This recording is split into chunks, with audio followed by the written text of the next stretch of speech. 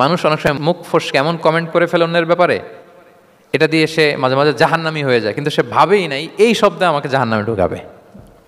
রাসূল সাল্লাল্লাহু আলাইহি ওয়াসাল্লামের একজন স্ত্রী ছিল, নাম সফিয়া। কি নাম? সফিয়া বিনতে হুয়াই ইবনুল আখতাব। উনি আকৃতিতে কিছুটা খাটো ছিলেন এবং একটু স্থূলাকৃতির ছিলেন। তো এটাকে একটু ইঙ্গিত করে আম্মা জান আয়েশা রাদিয়াল্লাহু তাআলা আনহা একবার একটা শব্দ ব্যবহার করেছেন, মানে শব্দ দিয়ে কৌশলে বুঝিয়েছেন তা আনি কসিরা, মানে আপনার সেই খাটো স্ত্রী সফিয়া।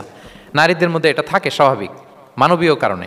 একাধিক স্ত্রী হলে মানবীয় কারণে একটু জেলাসি বা একটু কিছু বিষয় থাকে, এটা থেকে মানুষ বেরোতে পারে না, এবং সেটা নবীদের স্ত্রীরাও সেটা থেকে বেরোয়া সম্ভব ছিল না।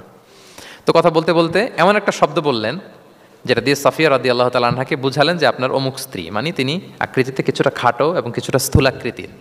এই শব্দটা রাসূল সাল্লাল্লাহু আলাইহি ওয়াসাল্লাম পছন্দ করলেন না। বললেন, আয়েশা এটা তুমি কি বললে? আয়েশা তুমি কি জানো?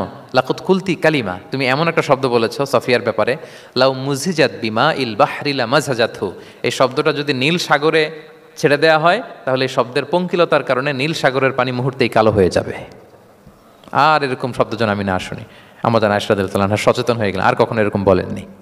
দেখেন, রাসূল সাল্লাল্লাহু আলাইহি ওয়াসাল্লাম কখনো এই বডি শেমিংকে স্পেস দিতেন না, কখনো না।